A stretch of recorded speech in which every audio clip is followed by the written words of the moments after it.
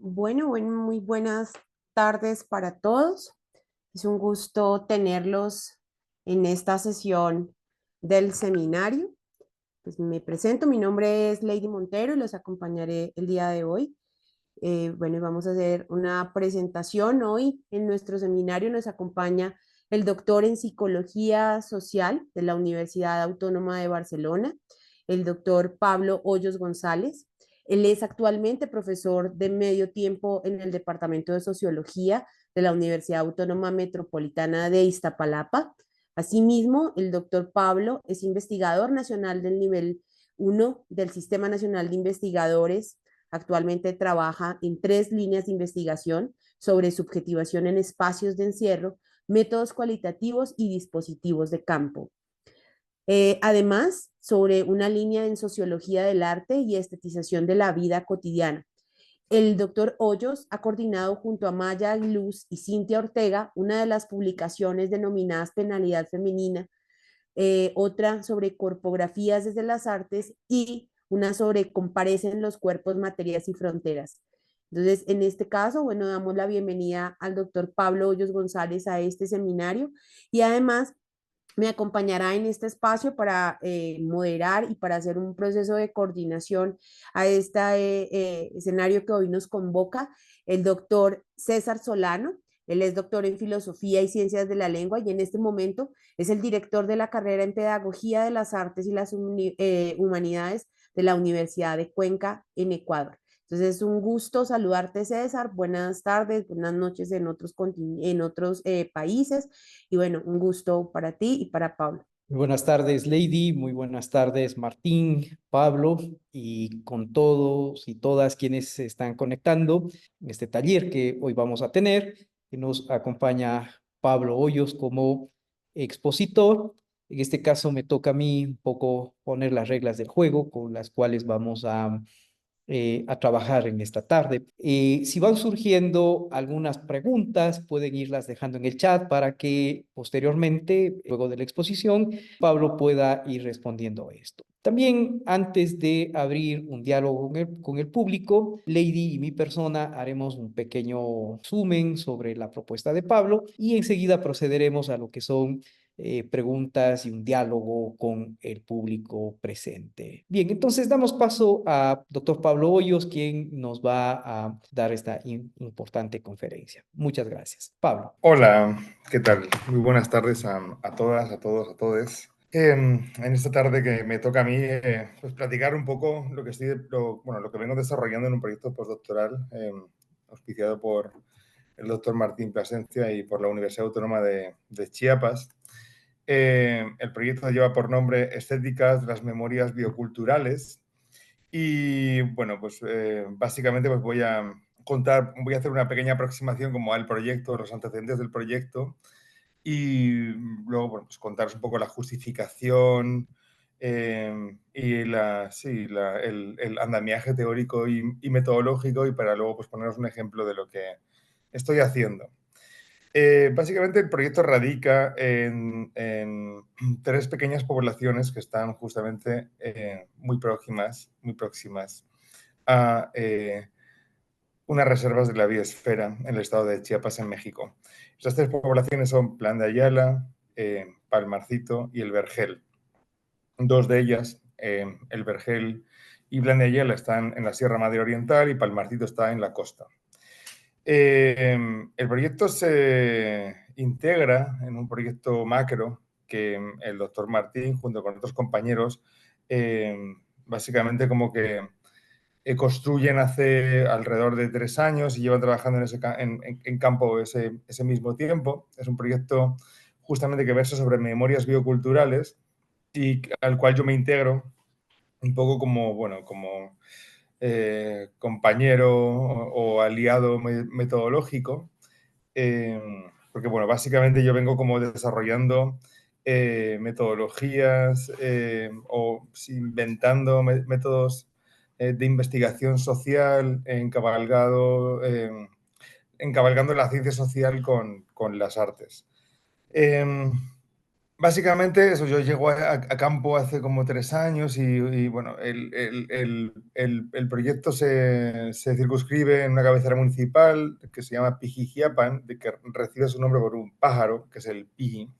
Y, y desde ahí como que me empiezo como a imaginar, repasando la historia de México, o sea, como cuánto tiempo llevan ahí esas poblaciones, cuáles son las condiciones de existencia de las mismas y cuáles sus relaciones pues, con el medio ambiente, llamado desde el neoliberalismo, pero vamos, con la naturaleza, hablan cosmopolíticas, que básicamente es el nicho epistémico y ontológico desde el cual, desde la noción sobre todo de ontología política, pues es sobre la que vendré a trabajar.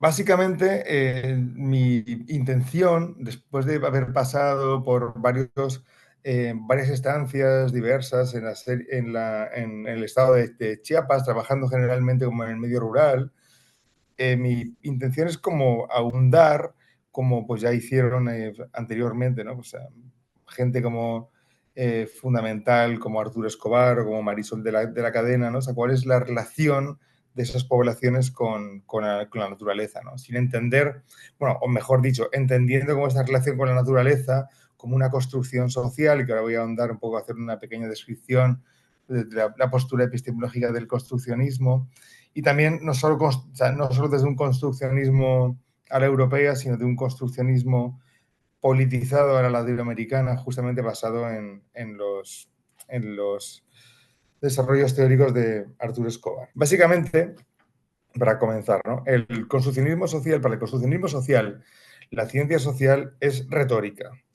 Citando a Donna Haraway dirá, los construccionistas sociales han dejado bien claro que las ideologías oficiales sobre la objetividad y el método científico son malos mentores sobre cómo el conocimiento científico es practicado en realidad.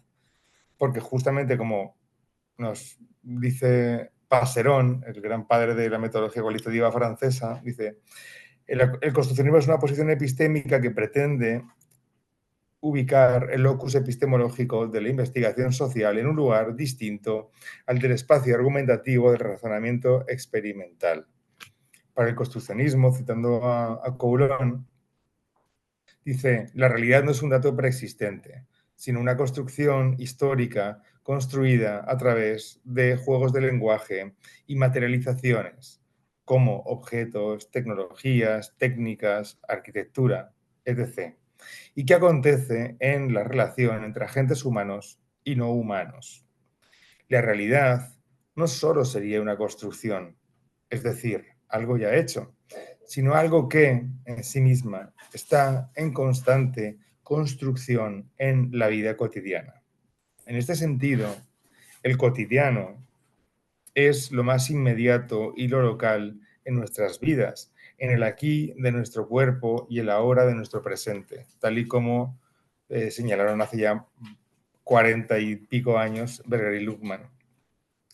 El cotidiano es un escenario inmanente en el que nos formamos como sujetos a partir de las mismas acciones con las que simultáneamente estamos formando el mundo, reproduciéndolo y a su vez transformándolo. Por tanto, la realidad social es intersubjetiva, se dirime en las interacciones y sus contextos, en los géneros discursivos que empleamos y en sus reglas. En esta dirección, los significados ni preexisten, ni son universales, ni generales. Su naturaleza es divergente, pues se indexan en el acontecimiento de la interacción. Entre esta pequeña introducción sobre el construccionismo social, ubico mi disertación básicamente haciendo un enfoque directo sobre la importancia de atender a las formas de relación en la investigación social. ¿A qué hablo? ¿A qué me refiero con las formas de relación? Pues justamente me estoy refiriendo, estoy haciendo hincapié en los modos en los que nos vinculamos con la naturaleza, con los otros, tanto humanos como no humanos, así como con nosotras mismas.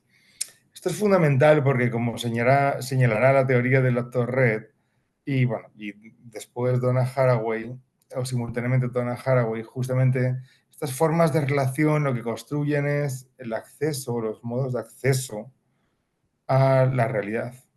Es decir, estamos en una realidad social y natural que no es o biocultural, una realidad que no es una realidad unívoca, sino que, como señalara el zapatismo hace también bastante tiempo, sino que vivimos en un mundo en el que caben muchos mundos.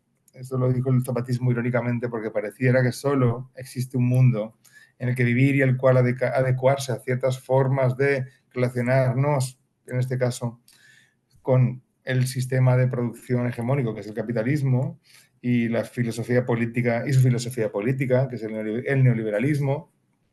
Pareciera que solo se puede ser humano en ese marco, bañado después, bueno, pues dentro de o respaldado por una lógica de los derechos humanos, garantista de los derechos humanos, y que, bueno, y que por ejemplo, pues señala la diversidad cosmopolita únicamente como una diferencia cultural, siendo la diferencia cultural una, podríamos decir, un modo retórico a través del cual, pues, señalar siempre que en una escala de valores habrá cosas mucho más importantes que atender, como por ejemplo eso, o sea, salvamos al mundo dentro de la lógica actual, ¿no? Del cambio climático, de ¿salvamos al mundo de esta forma o no lo vamos a salvar? Como si solo hubiera una forma de salvar al mundo frente al cambio climático, por ejemplo, y no es como, bueno, estas gentes que quieren salvar el mundo a su manera, pero pues es que esta manera en la que quieren salvar el mundo como que pues, forma parte solo como de una especie de adorno o de una estetización de, bueno, sobre la que o para con la que se eh, establece, pues eso, relaciones jerárquicas, relaciones de poder y de control sobre diferentes modos de habitar, estar, concebir la vida en el mundo. Dirá Tomás Ibáñez a este respecto que la realidad no existe con independencia de nuestro modo de acceso a la misma. La realidad no existe con independencia a nuestras formas de relacionarnos con la naturaleza, con los demás, sean humanos o no humanos, y con nosotros mismos. Las interacciones cotidianas están atravesadas por relaciones de fuerza entre la repetición de lo mismo y la diferencia, entre la reproducción alienante, la invención y la resistencia. En la inmanencia cotidiana, las mediaciones y las formas de relación son el terreno de lo político, en tanto que abren la posibilidad de seguir o disentir e inventar las rutas de la interpretación que marcan la costura entre modos de acceso y formas de relación instituidas o dominantes. El modo de acceso, como decía antes, se refiere a las formas de mediación que empleamos para construir lo real, de las cuales derivan los modos en los que establecemos específicamente modos de relación y cómo es que estas formas establecen qué tipo de vínculos. Por ejemplo, la ciencia natural creó el método científico para poder extraer la verdad de las cosas, dando por hecho, suponiendo que la verdad estuviera en las cosas mismas y por tanto, bueno, pues creando este juego ficcional donde pareciera que la verdad está en las cosas y por tanto lo que había que hacer era aproximarse desde una metáfora extractiva, tal cual, y así poder enunciar su objetividad. Por otro lado, el psicoanálisis con el diván inventó un tipo de dispositivo terapéutico y las ciencias sociales utilizaron la estadística pues, para observar, explicar y predecir el comportamiento de los individuos colectivos como si los comportamientos fueran predecibles per se. El método hipotético deductivo, el diván, la estadística, son todos ellos, modos de acceso y de construcción, por tanto, de realidades. Estas realidades son el conocimiento verdadero, en el caso del psicoanálisis, el complejo de Edipo, y en el caso de la estadística para la ciencia social, la sociedad civil. En este sentido, concibo una investigación que básicamente abogue por no un juego extractivista dentro de estas lógicas de la objetivación de la ciencia moderna, sino por una investigación que se basa en la epistemología de los conocimientos situados. Para ello, tomaré una noción que para mí ha sido sumamente importante en mis investigaciones, que es la deontología, tanto la deontología política como la deontología crítica. En el caso de deontología crítica, pues me refiero directamente a básicamente los trabajos de Foucault realizados sobre el texto de Kant, que es la cultura, y el otro texto que se llama que es la crítica.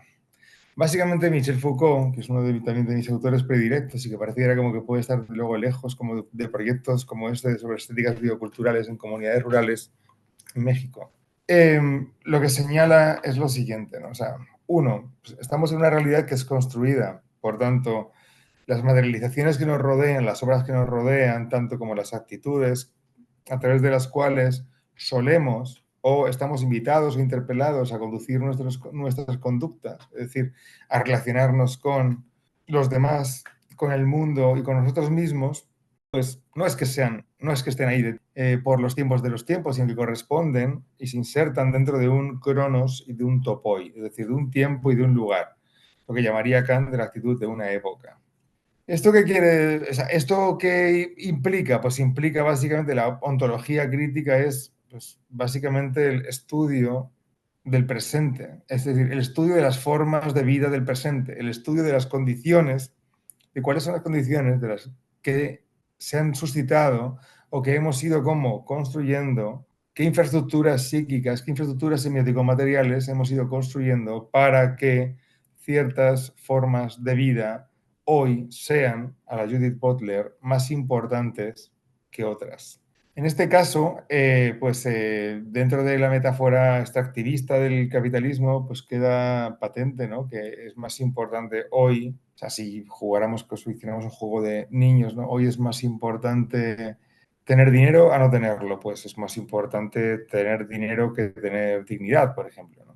¿Tú qué quieres tener, dignidad o dinero? Pues seguramente pues muchos de nosotros diríamos, ¿no? Bueno, pues con el dinero quizá hasta el dinero me pueda hacer digno. Ah, bueno, y habría otras formas como de dignidad, como que no fuera a través, por ejemplo, de la promoción de una política pública que tenga que ver con el aumento del salario mínimo para justamente poder hacer digna esta población de la sociedad civil a la que nos referíamos antes, pues probablemente diríamos, pues no sé, puede que las haya.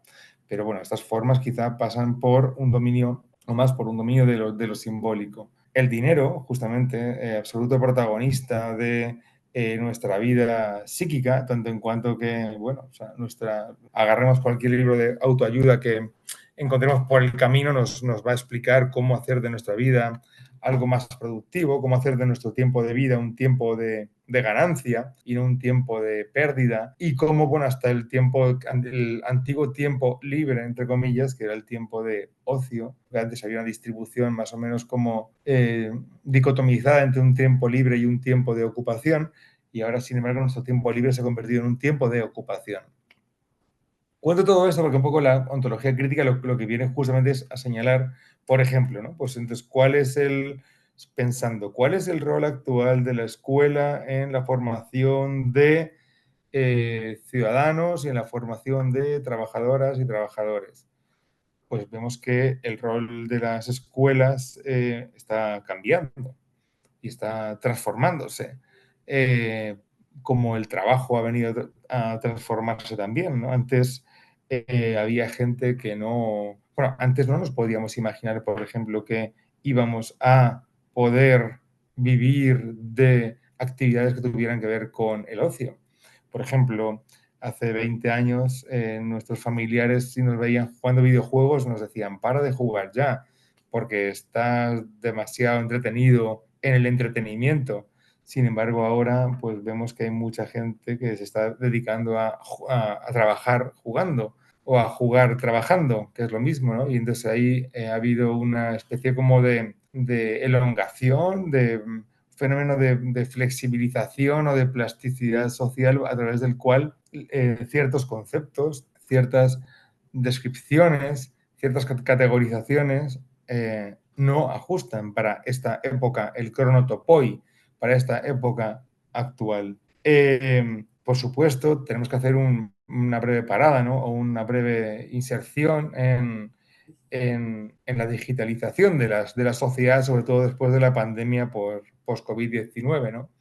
Las comunidades rurales incluso, ¿no? Vieron la necesidad de una de dos, o armar alianzas para llevar el Internet o el mejor Internet posible. Tanto el Estado vio la necesidad de meter el Internet porque pues ya no podían subir los maestros ya fuera por la pandemia, y justamente como llevar la teleeducación como antes se llevó a través de la radio o de la televisión, pero ahora, bueno, en otro formato, que es a través de Internet, donde, bueno, pues el Internet vemos que no es solo únicamente una grabación de radio, sino que justamente es la apertura a la potencia de un pluriverso que pasa más allá de un programa educativo. Justamente vamos también aquí de la mano, o sea, la educación pasa a estar de pronto en una encrucijada que es la de, bueno, ahora cómo se educa la gente, ahora cómo nos educamos, a través de una guía, de un libro de texto, o a través de todo un mare magnum del World Wide Web donde pues cada quien puede encontrar diferentes formas de ver el mundo, construir el mundo, y además, bueno, pues donde ya el rol del maestro igual queda como en una encrucijada donde, bueno, pues o tenemos que plantearnos o seguir planteándonos pues qué hace el maestro, o sea, como cuál es el maestro que necesitamos hoy, si es un dispensador de conocimientos, si es un policía de que los niños no saquen el teléfono, o si es una especie como de curador del aula que va pues compartiendo una serie de contenidos y reflexionando sobre ellos. Bueno, el caso de la digitalización de la sociedad es importante porque pues también hay una transformación en el mercado laboral donde pues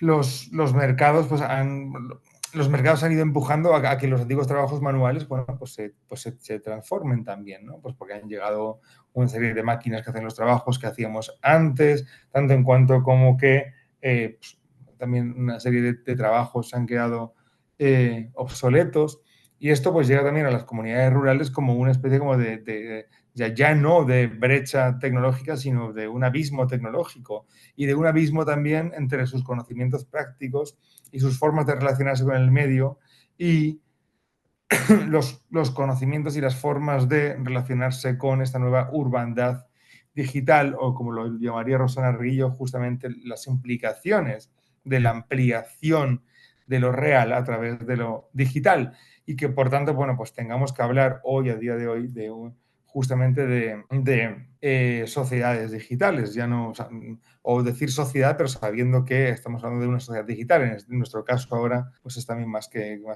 cómico este ejemplo. Entonces, la ontología crítica lo que se dedica es a intentar pues comprender cuáles son las condiciones de emergencia de estas formas, de estos conceptos, de estas formas de relación, de estos conceptos, de estos nudos semiótico-materiales, para desde ahí pues construir desde una filosofía de la sospecha, y desde básicamente, o sea, siguiendo a Foucault, desde una metodología ya sea arqueológica o genealógica, cómo es que pues, se han conformado, diríamos en términos más modernos, estas mentalidades. Regresando a los modos de acceso y a los modos de relación con la realidad, justamente haré una pequeña parada también en la lectura que Foucault tiene sobre el poder, ¿no? O sea, el poder igual no es algo como la realidad que esté ahí afuera, no es algo que se pueda agarrar con la mano ni lanzar contra alguien, no es algo que uno tenga y de lo que uno se pueda investir, sino que el poder justamente es un flujo relacional, donde que para que haya poder hace falta que haya contrapoder.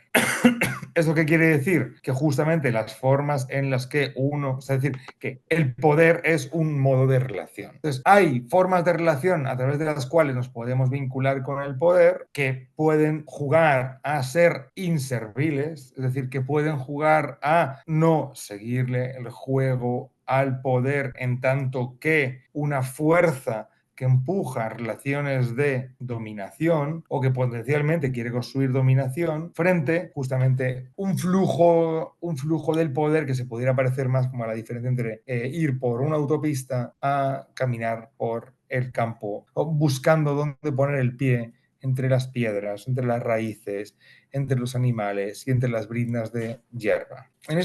Vamos, como siguiendo como en mi proyecto de estéticas de las memorias bioculturales, porque básicamente yo llego a estas comunidades y me encuentro azarosamente, llego a la secundaria, me encuentro que las niñas adolescentes tienen problemas muy específicos con la violencia contra las mujeres, que diría Rita Laura Segato. Unos problemas que pasan por un umbral de violentación que iría desde el encierro parcial en las casas por la decisión soberana de los padres hasta el feminicidio. Claro, la sierra, todo el eje donde trabajamos en Chiapas, ese eje entre Tonalá y Tapachula, pues es un corredor migrante de hace muchísimos años y ahora también es un corredor donde acontece la guerra entre los cárteles en Chiapas. La guerra entre cárteles pues ha aterrorizado a la población y las comunidades rurales en las que trabajamos, que las cuales además se forman en los años 70, igual de gente que está pues desplazándose, buscando tierra en la que trabajar y que toman la figura del ejido para constituirse como comunidad, que es la figura que el Estado provee para que esto suceda así y pueda justamente como darse de alta a la comunidad. Bueno, pues estas comunidades, el sínodo ejidal toma la decisión de establecer un toque de queda, de acordar un toque de queda, pues para que la comunidad pues se guarde frente a los terrores y los temores de las violencias que por suerte todavía no han llegado, esperemos que nunca lleguen a los terrenos comunitarios. Entonces llegan estas adolescentes y lo que comentan es que después de intentar, de presentarles un poco el proyecto, pues lo que queremos es conocer justamente las memorias, es decir, las formas de relación histórica de su comunidad a través de la mirada de ustedes, de la relación entre justamente sus pobladores y las formas de ver la tierra también atravesadas, ya que estas son comunidades sumamente diversas, que hay gentes que vienen de comunidades indígenas de los Altos de Chiapas, gente que vienen de las costas, gentes incluso que vienen de otros estados de la República Mexicana o que venían de estos estados de la República Mexicana. La idea es, en esa reunión de distintas miradas, pues cómo han sido como también las negociaciones, cómo han sido las formas de acordar, cuáles van a ser nuestras formas de relación con la tierra. También, por supuesto, teniendo en cuenta las propuestas, las propuestas productivas, tanto por parte del Estado como de comunidades religiosas específicas, así como de empresas privadas. Hay momentos también donde veremos, donde se ve que estas comunidades religiosas no tienen, o tienen una relación directa con las empresas privadas y con planes internacionales también del gobierno de los Estados Unidos. La idea era justamente ver, pues esta negociación entre las formas de adoptar o no ciertas formas de domesticación, tanto en las relaciones sociales de cómo es que nos vamos a comportar entre nosotras aquí en nuestra comunidad, o sea, cuáles son los que vamos a tomar para constituirnos como comunidad, así tanto como en qué tipo de relaciones empuja la necesidad de productividad a la hora de construir una cierta economía colectiva que se basa tanto en cuanto en la relación con el dinero, con la moneda o con otras formas de intercambio y otros flujos de intercambio, tanto intracomunitarios como intercomunitarios. Sin embargo, llegando a la contingencia que presentan las niñas, decido con ellas mirar esta perspectiva como más histórica de las negociaciones que acabo de exponer para hacernos cargo desde la ontología política, ahora sí de Blasser, para hacernos cargo de estas problemáticas, de esta coyuntura que requiere una atención inmediata sobre cómo ellas están sintiendo que aparte no tienen cómo poder elaborar expresar, tratar de también negociar cuál es su circunstancia dentro de la comunidad en relación a esta violencia patriarcal. Así que, además, también mi perspectiva se basaba un poco en hacer un acopio explorar y hacer un acopio sobre diferentes memorias bioculturales que hubieran pasado por un proceso de estetización. Igual vuelvo. Esto tiene que ver con el buen trato más que con producciones estéticas, ya sean canciones o artesanías. Tiene que ver más como con formas del buen vivir y formas del buen trato, pero que igual podían incluir alguna serie de producciones estéticas comunitarias, no sé, ya sea como por ejemplo la pintura de un centro comunitario o la arquitectura misma de ese centro, en tanto en cuanto que fue pensado y concebido para que se suscitaran ahí adentro ciertas formas de relación, igual con la escuela. Entonces decidí emprender esta ontología política para atender justamente la elaboración de un proceso de duelo de las niñas, porque justamente se veían impedidas a salir de la casa, solo podían ir a la casa cuando iban a la escuela, cuando tenían que hacer sus labores en el campo junto a su familia, pero luego pues no les dejaban ir, por ejemplo, a la cancha en la tarde, un rato atardeciendo, o no las dejaban ir como a dar un paseo al río con las amigas. Entonces aquí es cuando me reúno con las niñas, junto a dos compañeras, Sila Lidia y Natalia, nos reunimos con ellas y les preguntamos, bueno, a ver, ¿y ustedes cómo creen que pudiéramos pensar en estos problemas que ustedes se están presentando y cómo creen que pudiéramos contar y dar cuenta de estos problemas? Las niñas, como son muy sabias, los adolescentes, como son muy sabias, dijeron, pues mira, quizá la única forma en la que podamos contar lo que nos está pasando es a través de los cuentos, de contar cuentos. Porque claro, como los cuentos son de niños, como a la gente, pues no sé, no le gustan, como a los adultos los cuentos los toman como, bueno, pues como un cuento, no les dan mucha importancia, pues quizás contando cuentos es que pudiéramos, no sé, pues pensarnos y construir pues una expresión propia sobre estos problemas transversales, ¿no? Y luego la otra fue pues construir cuentos de manera colaborativa, no un cuento por niñas, sino juntarnos a inventar cuentos, donde pues yo y mis compañeros pues formamos parte de este equipo, de este equipo, de este juego de ir o juntarnos a contar cuentos, a inventar más que a contarnos cuentos para inventarnos más cuentos. Así que así fue un poco como este proyecto sobre memorias bioculturales hace un uso como de las estéticas en tanto que poéticas de la existencia, y justamente se pone a luchar por las existencias más que a únicamente como dar cuenta de ellas, ¿no? Se pone como a intentar elaborar esas existencias problemáticas. En este momento pues me gustará compartirles y leerles uno de los 6 cuentos que por el momento hemos escrito con las niñas, se llama La caza, y ahí pues dejar mi exposición para que, bueno, que luego tengamos un diálogo y poder pues entablar justamente este diálogo con ustedes. Este cuento fue escrito junto a dos adolescentes que se llaman Dayana y Alondra, y dice así: La caza. Un cazador y un tigre, guiados por el rastro del mamey, velaban bajo la sombra de un caulote el retorno de los jabalíes. Casi frente a ellos, un viejo pizote andasolo les observaba a sabiendas de unos sabios ojos de esos que hoy ya casi no se encuentran. El cazador y el tigre, más pacientes que una estatua, aguardaban cada cual afilando sus garras con la tranquilidad de quien abre fuego, pero a su vez tensos, porque los jabalíes podían regresar en cualquier instante. Sus ojos, como dos soles a mediodía, alumbraban el comedero de frutos tiernos y anaranjados, como lo que debía ser el escenario del crimen. Pero señor narrador, no se ponga tan exagerado, que en la selva se caza para subsistir, y pues el cazador y el tigre han de llevar a sus familias alimento. No ve que en el campo no se vive de mover papeles. Y pasó lo que tenía que pasar.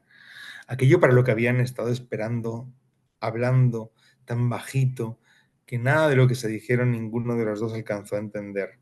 El jabalí llegó con sus crías a terminar aquellos mameyes partidos sobre la sombra, momento en que los perros cazadores salieron a correr tras ellos como si no reconocieran que esos animales en algún momento habían sido sus hermanos.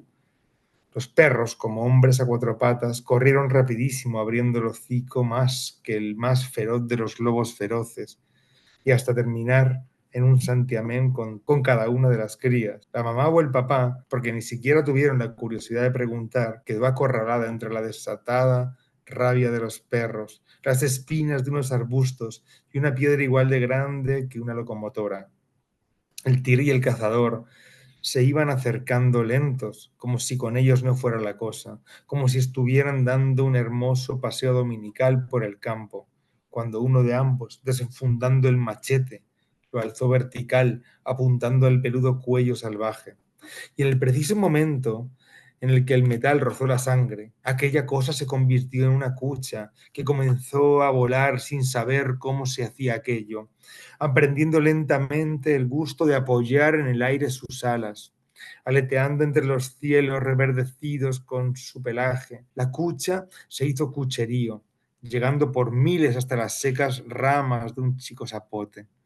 Aterrizando, posaron sus patitas con calma y desde aquella altura que de tanta, les digo, vértigo, miraron a su alrededor como si fueran de nuevo una sola ave.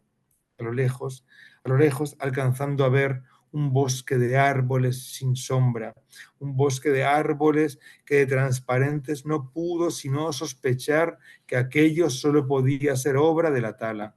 Y mientras buscaba acomodarse en la poca sombra de las ramas, se preguntó, ¿cuándo es que nos atrevimos a acabar con todo?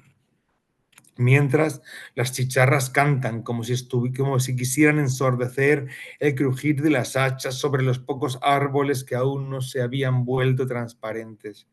El sol más y más poderoso que un hombre subiéndose a una silla queriendo tocar el cielo. Calienta con furia la transparencia. El paisaje es un horno en el que la pocita se evapora en su propio incendio y el cielo mengua y así todo se va secando. Los ganados, los chivos, los armadillos, eso sí, menos la iguana, porque ellas están hechas del peor de los fríos que pueda conocerse. Pero y todo y hasta ellas terminan derritiéndose. Y así es que la cucha pudo ver con sus propios ojos cómo cada ser vivo se iba deshidratando, cómo las caras de los más jóvenes se arrugaban y arrugaban hasta que parecían los abuelos y ya nadie sabía quién era, ni para qué se había parado. Imponente, el sol ultravioleta siguió irradiando de sus rayos cada una de las cosas que iluminaba, deshidratándolo todo hasta convertir cada cosa en su cáscara. Ante aquel reguero de cáscaras sin sentido, quizá movida por la nostalgia o por el rugir de su panza, a la cucha se le antojaron. De lo que rugía, su estómago parecía una tormenta. Sus tripitas alargadas se movían como nubes negras arrojando truenos y rayos, hasta que las chispas le dieron un calambre que la aventó en picado con la redondez de su pequeño pico por delante. Durante la caída, de lo velocísima que estaba siendo, creyó ser luz. Su pequeña cabeza electrificada craneaba que en realidad aquel alimento no era sino la miniatura de sus depredadores. Terminando de gesticular la sonrisa vengativa de los pájaros, ya tenía el pico sobre la cáscara con el aspecto más felino, sin saber que lo que se estaba empezando a comer era una cáscara, pero de venado. Y al tragar aquel cuero que casi parecía plástico, comenzó a crecer hasta que le salieron unos tremendos cachos que de lo que pesaban casi se caía hacia adelante. Y fue entonces que tomó el aspecto de un venado. Desorientado, el venado se quedó olisqueando aquellas cáscaras de frutos caídos y de reojo detectó el rastro de los huaraches del cazador y del tigre, pareciéndole muy extraño que el tigre no fuera descalzo. Observando aquel bosque transparente, supo sin saber que lo único que quedaba en pie, que eran las casas bardeadas de los animales, aquellas no podían ser sus madrigueras, y que por lo tanto tales construcciones eran una granja como las que en otra vida más humana pudo ver en caricaturas donde los animales hablaban español. De pronto, las estacas que bardeaban el potrero, que también clavadas habían sido a cultazos de machete, comenzaron a revolverse como si salirse quisieran, agitando la tierra, moviéndose en círculos, ovillando la alambrada, hasta que en un baile de lanzas quedaron suspendidas, el mismo baile que desde las pinturas rupestres les venían apuntando al corazón. Aquellas lanzas, con una vida que no podía serles propia, lo perseguían suspendidas en el aire como la peor pesadilla. Lo perseguían con perdón, lo perseguían con la desesperación de quien busca extraer un corazón animal para saciar una sed tenebrosa. Asustadísimo, brinca que te brinque, cada vez entre piedras más grandes y redondas, el venado huyó hasta que en las alturas de los cerros milagrosamente encontró una cueva en la que guarecerse. Por algún conjuro de las pocas fuerzas que le quedaban al espíritu del bosque, llegando a la entrada de la cueva, las lanzas se desvanecieron formando un montoncito de puntiagudas hojas de ocote. Resguardado en el vientre del cerro, el venado no dejaba de preguntarse por qué. ¿Por qué? Por una cosa o por otra, durante miles de años, los mismos hombres más viejos que la historia les habían querido dar muerte para luego con su sangre pintarles en las húmedas paredes de las cavernas. Buscando sacudirse aquel tormento, salió a pasear entre los cientos de ocotes que habían germinado desde el montoncito de hojas. Meditabundo, mirando al horizonte, a lo lejos vio juntos al cazador y al tigre descendiendo por un terraplén casi vertical. Con el descenso, extrañamente, se iban levantando las pieles al tigre, como si el cuero se le hubiera despegado y le vistiera como una sotana. Atónito ante la travesía por aquella bajada espeluznante, el venado presenció como el tigre tropieza con una rama transparente y que se rueda terraplén abajo, alborotando en el aire sus pieles de tela, que como dos tapices, con sus pequeñas manchas salvajes, quedaron perfectamente colgadas en las ramas de la última ceiba. Para sorpresa del venado, no se trataba de un tigre lo que vestía la piel de aquel hombre, sino de dos. Apresurado, el segundo cazador se trepó por el tronco para que el viento no se terminara de llevar las preciadas pieles. Apresurado, se las volvió a colocar una encima de la otra, entre que se perdía terraplén abajo, entre tanto polvo que había levantado con la caída, caminando hacia el mercado del pueblo más cercano. Dos tristes tigres cuyas rayas iban sonando como una alcancía llena de una sola moneda. Confiado de su libertad aparente, reverdeciendo el bosque de ocotes, el venado decidió bajar a la pocilla, de la que de nuevo emanaba agua fresca y clara. Brincando, tal y como amaba brincar, bajó de los altos hasta llegar al vergel del ojo de agua. Disponiéndose a refrescarse, agachó su cabeza hacia el borbotón y cuando su lengua rozó las aguas, de pronto se convirtió en una niña tan alegre como ojona. Sin querer, sin ser consciente del milagro, secándose la boca con las manos, la niña acarició sus mejillas, reconociendo en su gesto la alegría. Y entre los árboles caminó siguiendo el curso del río, cantando la canción más hermosa que jamás nadie hubiera podido componer. Hasta que de la nada, entre los árboles de la vega, apareció un leve viento preguntando: «Niñita hermosa, ¿hacia dónde te diriges?». Un leve viento que susurraba escondido entre los finos troncos de los árboles y las piedras. Un leve viento susurrando de costado y de frente: «Ahorita te alcanzo, porque yo voy más despacio, solo soy una brisa amiga». Un leve viento susurrando y susurrando: Ahoritita llego a tu lado, con toditita la buena intención de quien parece manso». Un viento tan leve como atigrado y con aliento de persona. La niña temerosa apresuró su paso a través de los bejucos y su intuición hasta que de nuevo, haciéndose presente, el viento le preguntó: «¿Será que te doy un ride?». Con la voz entrecortada, la niña responde: «No, gracias. Estoy tranquila aquí paseando junto al río». Insistiendo, el viento osado le dice: «Pero tú paseas muy bonito. Deja y te acompaño». Emboscada por cierto terror, con seguridad, la niña se voltea a responderle: «Gracias, no es necesario. Es usted muy amable, señor viento». Y el viento de nuevo se esconde detrás de los troncos, como guardando sus manos entre las ramas que se hacen visibles cuando se acerca a las hojas porque las levanta y las hace caer. El viento del norte, que así es como se hacía llamar. Sin más susurro ni preguntas, toma una fuerza desconocida que la empuja abriendo camino entre los bejucos y las piedras.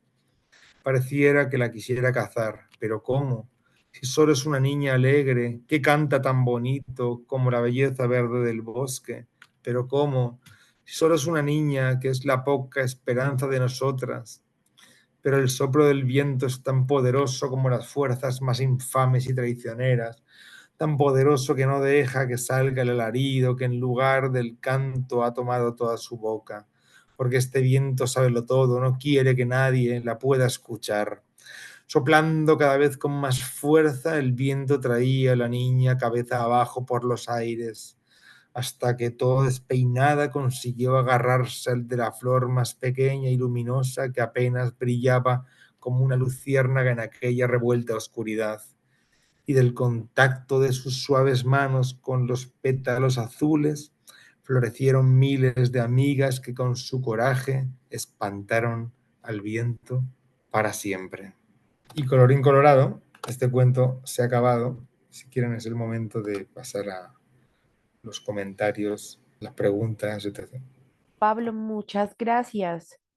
Creo que como lo mencionan en los comentarios, ha sido una narración bellísima y nos lleva de alguna manera a reflexionar un poco frente a esa, como tú lo indicabas, construcción de identidad, de esa pertinencia y de cómo efectivamente este trabajo postdoctoral que estás haciendo y esta investigación resalta, ¿no? Esa estética en la memoria biocultural de las comunidades rurales y cómo ella y tu trabajo contribuye significativamente a esa construcción de identidad, a ese sentido de pertenencia, pero ante todo ese papel que juega en la transmisión de conocimientos y prácticas de generación en generación, como lo mencionaste al inicio, de esas relaciones sociales en las cuales las comunidades se van fortaleciendo sus prácticas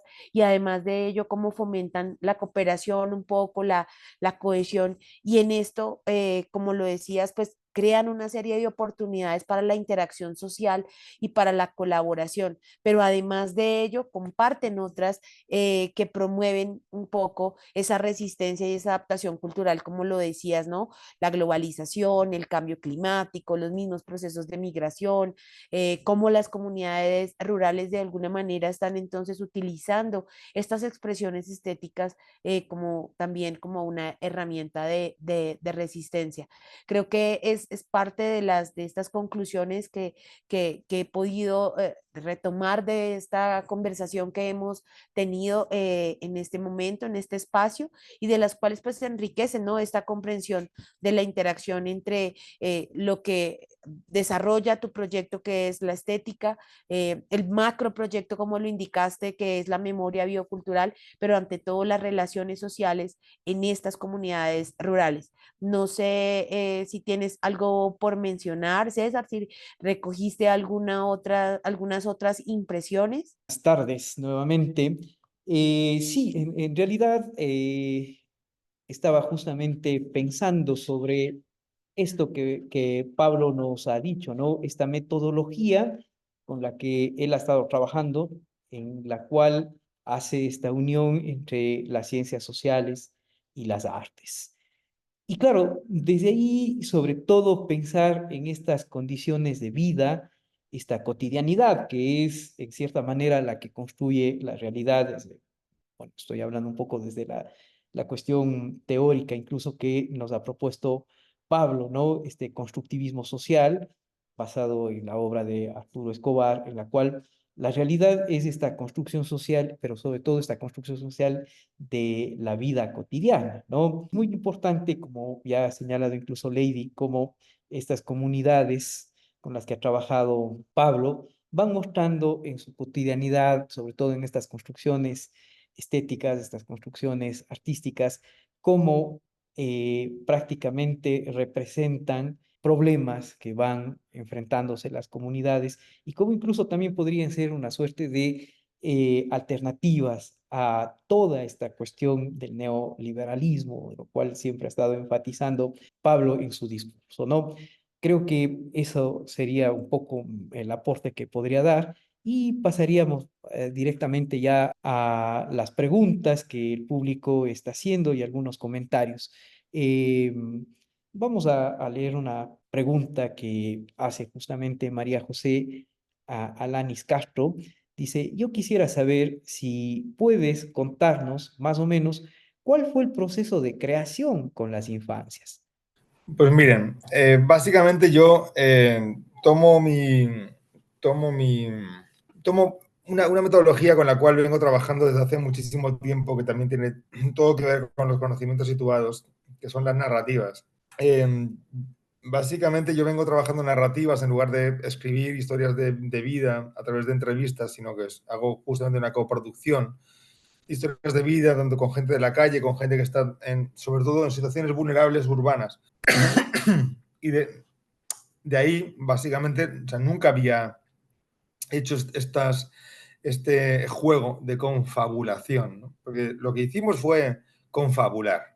Uno, primero conspirar contra el mundo adulto heteropatriarcal, ¿no? O sea, estos señores que, por una cosa o por otra, o nos quieren levantar como este viento con garras de tigre y con aliento de hombre, ¿no? Como que por alguna parte nos levantan, nos empujan hacia ocupar un cierto lugar entre las piedras altas y los árboles y las sombras, o por otro, hasta, bueno, pues nos quiere cazar el viento, ¿no? Entonces, es un juego conspirativo que donde justamente la potencia está en la fabulación, en la poetización, en la metaforización. Ahí depende de, teóricamente, pues dónde nos queramos dónde queramos asentarnos. Yo hablo de confabulaciones de Ursula K. Le Guin. Básicamente, Úrsula tiene un prólogo de uno de sus libros que habla o hace un énfasis por una literatura moral. ¿Qué quiere decir una literatura moral? O por una literatura de mochila, sería en Colombia, ¿no?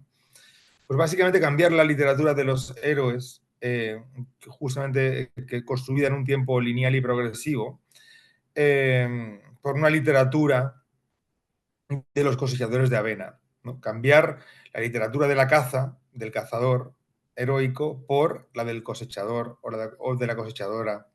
En ese tiempo, que justamente es un tiempo antiheroico, ir hacia ese tiempo antiheroico. Entonces, esta confabulación fue un poco como pues, jugar a eso, a darle ánimo, ánima, alma, a los animales y a las plantas, esas pues que no las dejamos hablar casi nunca, más allá que, no sé, cuando, por ejemplo, ahora estos ejemplos, ¿no? de captura de ciertos rituales comunitarios a través del uso de plantas medicinales, ¿no? Como es que desde el peyote al yagé, a la ayahuasca, etc., tanto en Ecuador como en Colombia como en México, hay cientos de miles de... Bueno, hay todo un mercado turístico en torno a esto y hay también una captura de las farmacéuticas como para extraer, en el caso del yagé ya está más que extraído, ¿no? O sea, como de extraerle al sapo su poder. Y entonces era como gusta como bueno, pues ponernos a jugar como a ver qué dicen las plantas, qué dicen las piedras, qué dicen los ríos. Y básicamente jugar esta conspiración metamorfósica, ¿no? Porque al final podemos escapar de la caza cuando hacemos metamorfosis y de repente pues adquirimos, digo, aquí estoy hablando un poco desde Rossi Braidotti, como y podemos devenir otras cosas a través de las cuales pues poder fugarnos, ¿no? Si el elefante es tan grande que no cabe por el agujero, pues habrá un poco como en este juego más de Lewis Carroll, ¿no?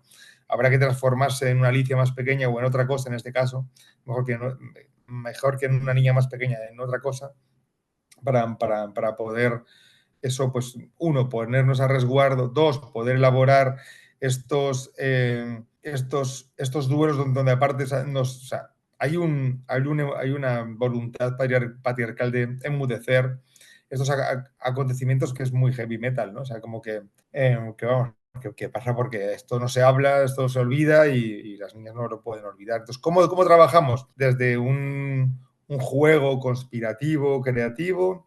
Dos, desde la confabulación, es decir, desde la creación de fábulas y la metamorforización, que evidentemente este cuento no lo escribimos no lo terminé yo escribiendo a través de sentarnos media hora y contar cuentos media hora, ¿no? Sino fue durante una semana juntarnos todos los días durante 2 horas con diferentes grupos de niñas, y lo que es una composición, es una composición colectiva, ¿no? O sea, como que iban saliendo como diferentes aristas que posibilitaban como ciertas historias y ciertos giros de ciertas historias que íbamos problematizando justamente a ver, ¿y por qué le iba a pasar esto a esta niña llegado a tal? ¿O por qué cuando el jabalí, o sea, ¿por qué quieren matar al jabalí? No, bueno, pues porque justo, no, narrador, no, porque bueno, es que aquí cazamos, ¿no? O sea, como entonces, bueno, ok, cazamos, entonces no vamos a criminalizar la caza, ¿no? Porque al final la gente que vive en el campo tiene que cazar.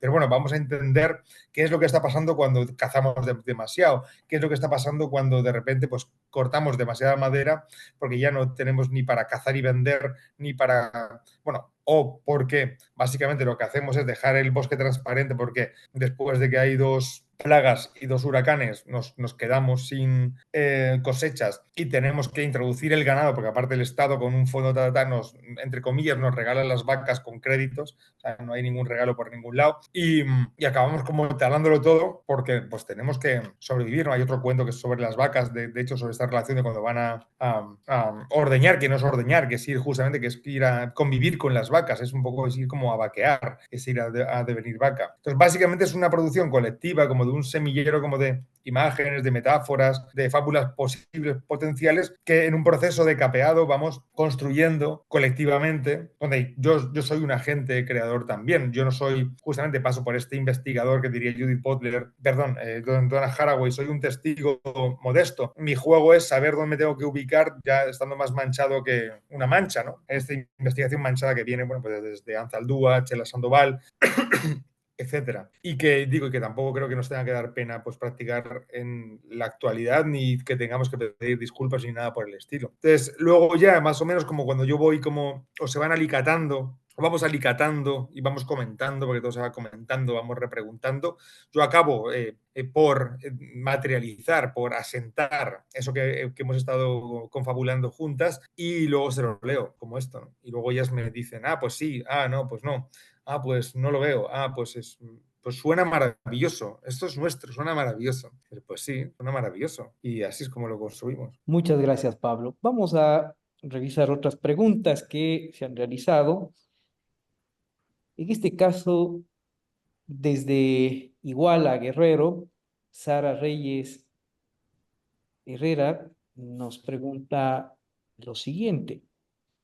Problematización y respuesta de literatura moral o estética. ¿Y tendrá dibujos o fue totalmente escritura? Pues fíjate si de dibujos va la cosa.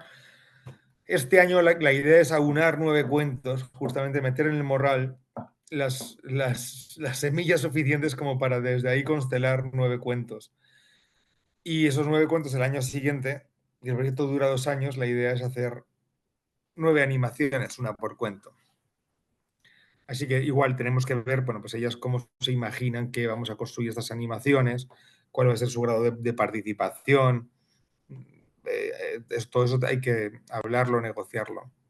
Así que vamos hacia, justamente como también como pensando en una forma como de devolución, tanto en cuanto ya, no solo porque, bueno, pues estos cuentos están guays, como están bien, como tanto en cuanto que pueden ser como leídos, pero pues estamos de acuerdo que estamos frente a una cultura de lo digital, como señalaba también antes, ¿no? Entonces, la capacidad o el potencial de distribución que tienen unos cuentos pues es bastante menor a lo que podría tener una animación. En este caso, este cuento dura como 15 minutos, es más largo de los demás, que tiene como 2 páginas y media. Suelen durar como 8 minutos o 9 minutos, como que dentro como de un corto de animación, como que tiene como más cabida. Aunque igual también podemos pensar de repente como hacer algunos clips, algo más corto, sintetizar más, no sé. Forma parte como del proceso de creación colectiva que deriva para el año que entra. Bien, tenemos algunas preguntas y al mismo tiempo comentarios. En este caso de Gerardo Martín Conde, y luego le vamos a dar ya la palabra a Martín Plasencia. Dice, juego transgresor por medio de la imaginación para encontrarse colectivamente con una realidad. ¿Qué cambios lograste con los jóvenes? Voy a continuar leyendo. Bueno, está repitiendo nuevamente esta Sí, idea. como que se repite. Sí, sí, sí. Entonces, tratemos de responder esto, ¿no? ¿Qué cambios se lograron con Yo, los o sea, jóvenes? yo no trabajo para construir cambios en jóvenes, sino que construyo lo que dirías, Laura Segat, un poco como una especie como de metodología de investigación, o en este caso de acción creativa a demanda, ¿no? O sea, no es que creo que los investigadores tenemos que ser, o sea, servidores de las comunidades y no al revés. Y en este caso, bueno, pues como cohacer agendas, ¿no? Es decir, esto de, bueno, ¿y tú para qué eres bueno? Pues mira, pues yo sé escribir, yo sé escuchar, yo tengo esta capacidad de tal, y luego pues soy muy ignorante para miles de otras cosas, justamente para esto, para poder hacer dialogar, ¿no? Y para poder como lenguajear con las comunidades, yo además siendo pues un nativo de la península ibérica que lleva en México tanto tiempo, residiendo habitualmente en una macrociudad como la Ciudad de México. O sea, son muchas las distancias, son muchos los juegos que no, donde empezando como por una noción también que es muy de Arturo Escobar y tal, que es la de la idiotez, ¿no? que luego retoma, bueno, que también toma Garfinkel con la etnometodología, ¿no? O sea, creo que aquí la única forma como de hacer algo es haciéndose el idiota, es decir, sabiendo que no entiendes casi nada de lo que te están diciendo, y que justamente que no queremos como construir asistencia.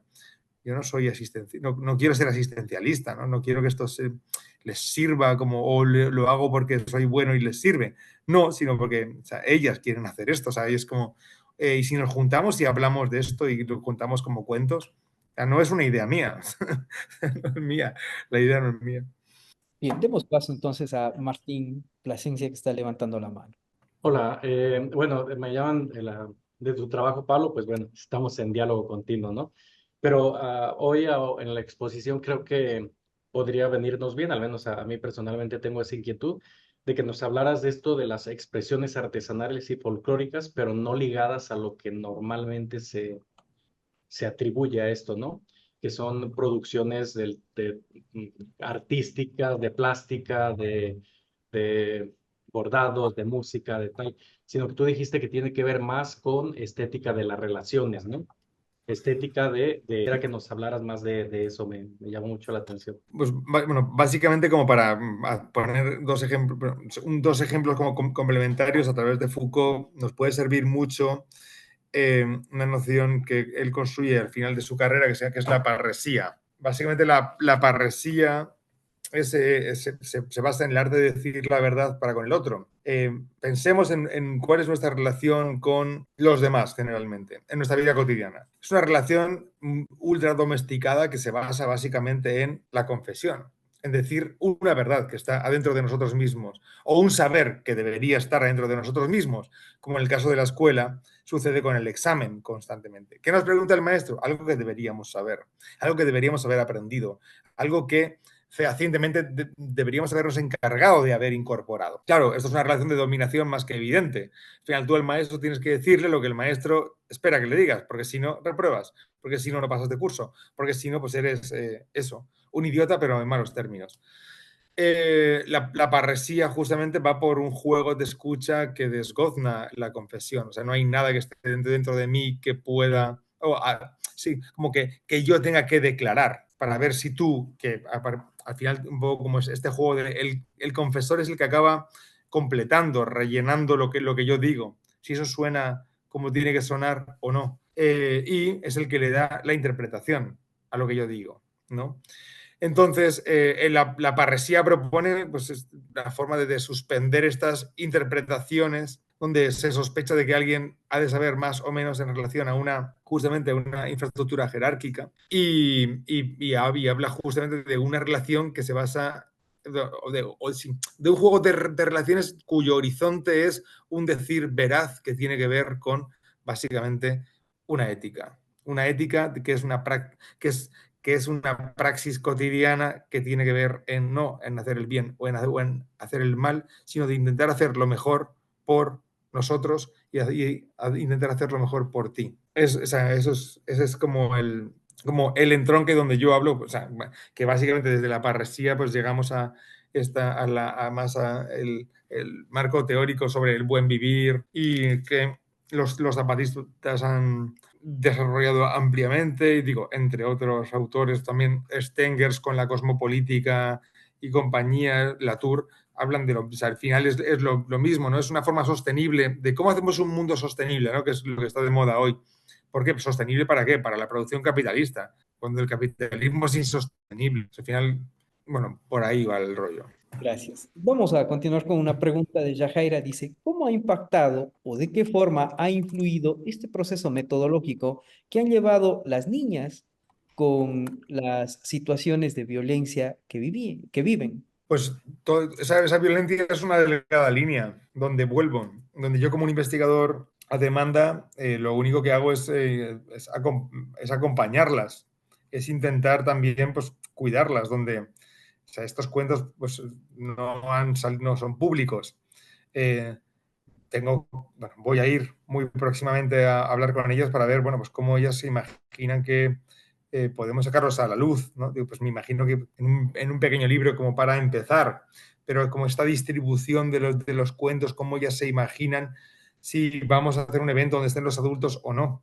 No vamos a hacer solo un evento con niños, donde quizá hay algún adulto que acompañe a los niños. Es decir, cómo ellas van a querer socializar esto, como si hay cuentos que quizá hay que guardarlos en un cajón un rato y otros que no. Eso todo van a decidirlo ellas. Yo voy a estar igual pues junto con Martín, que es parte de esto, pues conversando, pero no hay, o sea, como ahí el tiempo y la estrategia la marcan absolutamente ellas. Porque pues igual, o sea, como interseccionalmente, pues otro tema fundamental que antes he citado solo como con el corredor migratorio, pues es la migración. Si mis padres no me dejan, o mi padre no me deja salir de casa, pues ¿en qué pienso? En irme a Estados Unidos. Pienso en volar, como una mariposa monarca que aparte migra entre continentes. Entonces como, ala, hasta luego, me voy al norte, sueño con el norte. Sabiendo que el norte, es otro cuento que se llama El Callejón de las Flores. Sabiendo que llegando al norte lo que voy a hacer es tener que trabajar a muerte y esa vida que me imagino, esa vida esplendorosa que me imagino en el norte, no es la vida que voy a tener. Ellas lo saben. Entonces hicimos un cuento sobre esto, sobre una niña metida en un cuarto que es un callejón oscuro, lleno de flores silvestres. Porque las flores que hay que cuidar todo el tiempo, que son muy princesas, no nos interesan, nos gustan las flores silvestres porque no hay que cuidarlas.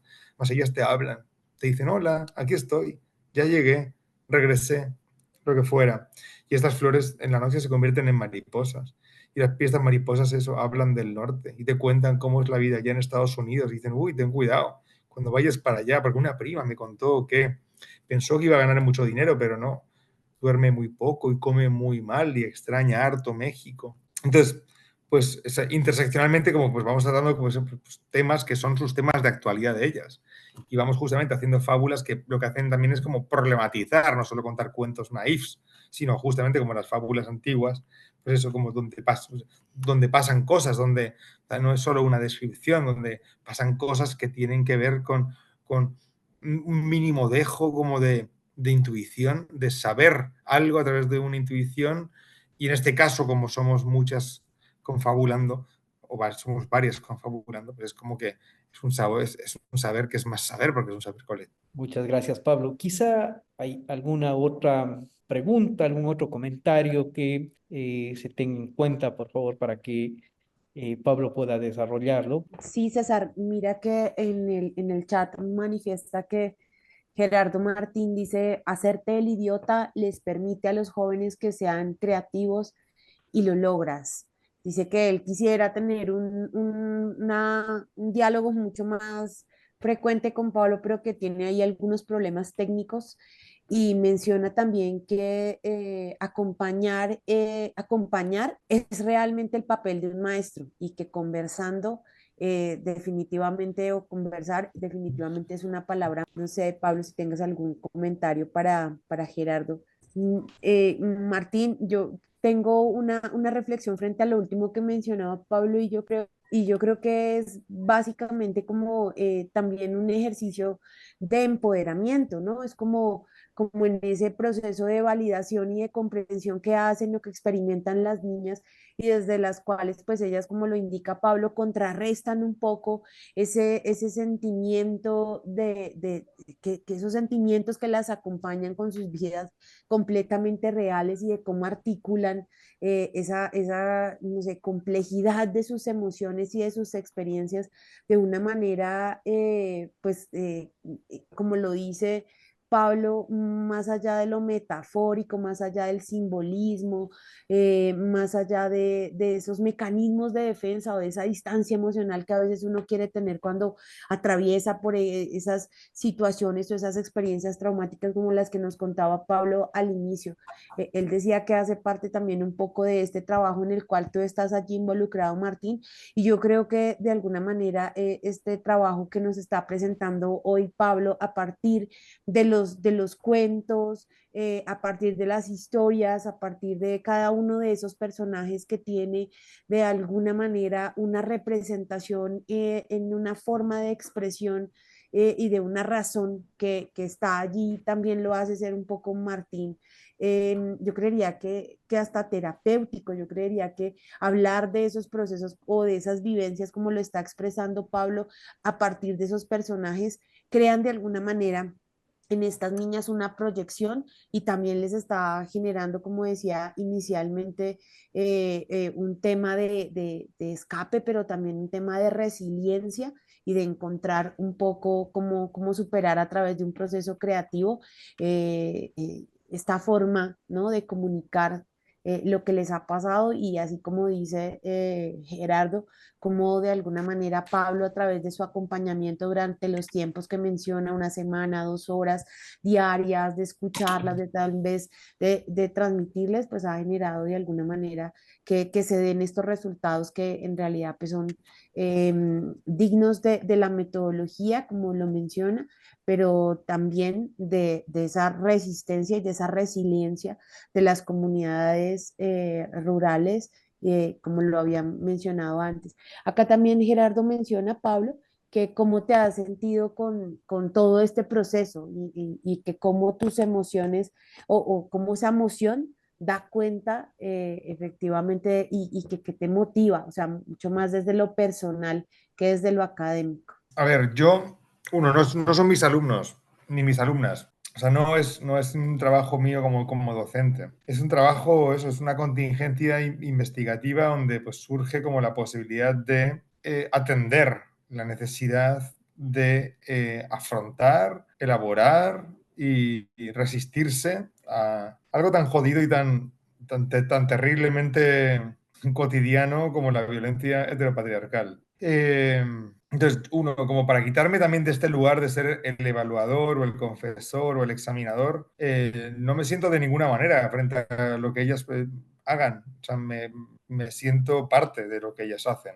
Sino la posición que estaríamos invocando, que estaríamos legitimando, sería la misma, ¿no? La de, justamente me gusta mucho un libro de Jacques Rancière que se llama El maestro ignorante, donde justamente pone en práctica este maestro idiota. Un maestro que llega a la clase a hacer solo preguntas bastante estúpidas, pero los estudiantes se ponen a construir conocimiento. Y se llama Jacques Hagotot, se llama este maestro. Entonces, yo como que, no sé, me lo tomé muy en serio, lo de ser un ignorante y un idiota para los demás y llegar y preguntar, oye, bueno, ¿y qué hacemos? Oye, y no sé, y qué más quieren que hagamos? Y bueno, y vamos a jugar, y vamos a tal, y con esas excusas un poco así como que pues, dicen, este tío ya que ha venido aquí. No, pues yo he venido a ver, a que me cuenten lo que quieran hacer, ¿no? ¿Cuáles son sus problemas? ¿Qué quieren hacer con sus problemas? ¿Cómo lo quieren hacer?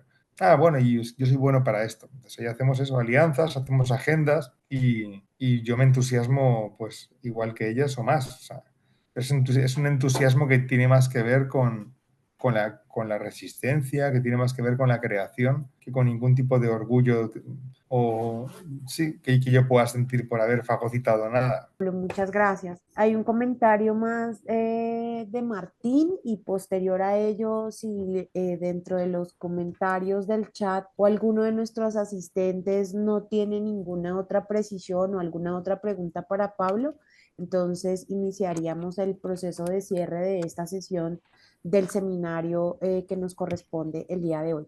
Martín, te damos la palabra. Gracias. Ya lo mencionaste, Pablo, pero quisiera si das alguna puntualización de este proceso co-creativo, ¿no? Que es con una coproducción. Normalmente, y hemos discutido y hay muchas metodologías denominadas participativas, pero este proceso creativo se distancia de varias de ellas, ¿no? Utiliza otras formas, una forma de diálogo y escucha y creación, que una parte pertenece a las niñas y otra parte pertenece a ti, digamos, y así lo reconoces, ¿no? En este interjuego. No como en otras metodologías donde se dice es participativo y pertenece mayormente a la comunidad y yo me quito un poco y estoy haciendo participar a los demás, sino que aquí reconoces que es un proceso creativo donde también estás tú como escucha de las niñas, ¿no? Y Creo que es importante distinguir entre participación y colaboración. Yo lo que hago es colaborar, no participo. No doy pie o sea, no tengo nada contra la IAP, por supuesto, soy un hijo de la IAP, pues, como todos los que estudiamos psicología o sociología en los 2000 o en los 90.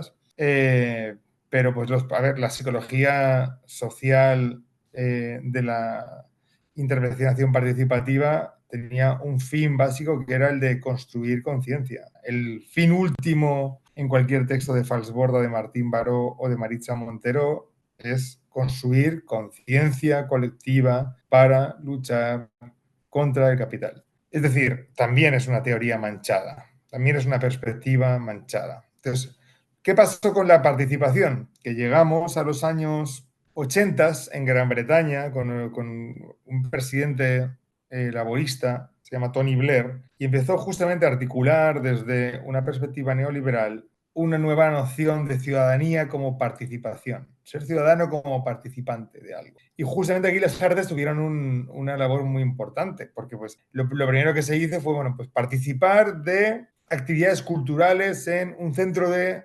cultura en el barrio. Entonces, la gente más o menos iba, bueno, pues quiero aprender a bailar, quiero aprender a pintar, quiero aprender a escribir, quiero aprender a hacer macramé. Bien, pero luego, claro, como no todo el mundo iba, dijeron, bueno, pues ¿qué tal si hacemos un concierto de los Rolling Stones en Hyde Park y llegan 150.000 personas?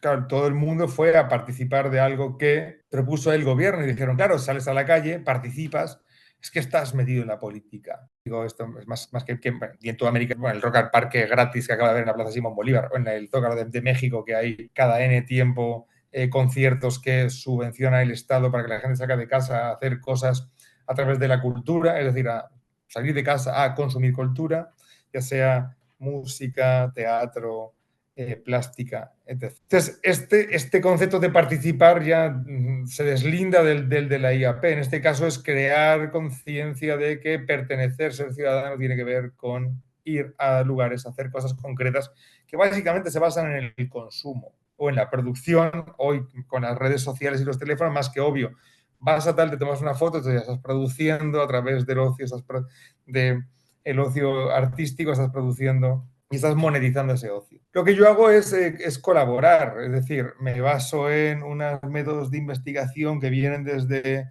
el giro de la representación, igual en los años 80, que justamente desde Haraway lo marcan muy bien, y Sterwitz también, donde en vez de buscar investigados o hacer muestras, lo que buscas es trazar relaciones de compañía epistémica, es decir, relaciones donde uno va a ser suficientemente idiota como para no dar por supuesto que sabe todo del otro, y más cuando uno viene de un contexto de privilegio y atravesadísimo por el privilegio, como en mi caso, y por tanto lo que hace es colaborar en tanto que, sugiere o invita o recibe la demanda de construir una agenda de investigación.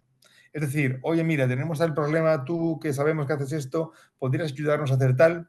O, oye, mira, les veo que están en este brete, en este problema, yo les podría ayudar en esto si es que ustedes quisieran hacer algo. Si les apetece, me dicen, ah, vale, gracias, chao. Entonces, como yo trabajo desde ahí, entonces, claro, la investigación colaborativa es una investigación manchada en tanto en cuanto que uno no es el que lleva las riendas de la investigación, sino que uno es el que abona la investigación con las demás personas. Pues claro que en este caso los cuentos son fruto de una serie de diálogos confabulantes o dialogismos de confabulación, podríamos decir desde Bakhtin, de darle palabra a la contrapalabra, desde ir justamente como yendo hacia los límites también de la imaginación y sembrando imaginaciones en la imaginación, injertando estas imaginaciones después en el imaginario colectivo, porque claro, hay cosas que moralmente son inimaginables. En este caso, pues estamos imaginando en contra de la moral, como diría Deleuze en Francis Bacon y la lógica de las sensaciones. Estamos imaginando en contra del lienzo en blanco, y el lienzo en blanco estando poblado por toda la historia del arte. No por la blanquitud. Lo que da miedo no es la blanquitud, el abismo no es el color blanco, el abismo es la biblioteca entera que está ahí detrás, hablando y tal. Entonces, pues a eso me refiero con la colaboración y desde ahí trabajo, pues. Muchas gracias, Pablo, por ilustrarnos básicamente desde dónde o cuál es la postura que tienes metodológica en esta conversación. Eh, Sara nos menciona que la conversación y permitir que sean ellos o en este caso las niñas quienes sugieran que hace la diferencia, pues hace mucho mejor la investigación. Ya como para dar un poco de cierre, mencionarles que en el chat Martín acaba de colocar el enlace o la liga para que por favor coloquen su asistencia y bueno, sus preguntas o comentarios también allí se verán reflejados.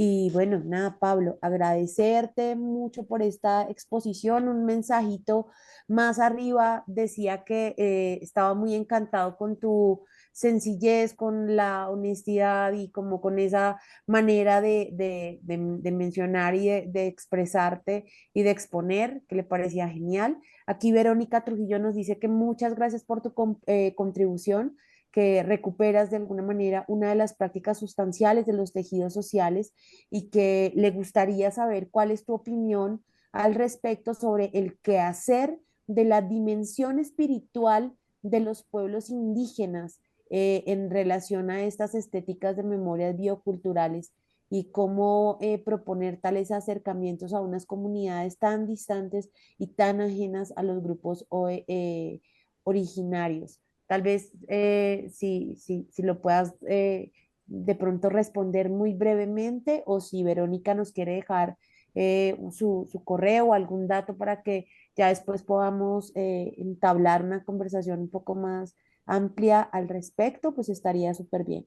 No sé, Pablo, si quieras mencionar algo para darle respuesta un poco a Verónica. Pues los propios trabajos de Arturo Escobar o de Marisol de la Cadena, a mí son los que me han dejado como muy patidifuso, ¿no? O sea, como para poder entrar por ahí.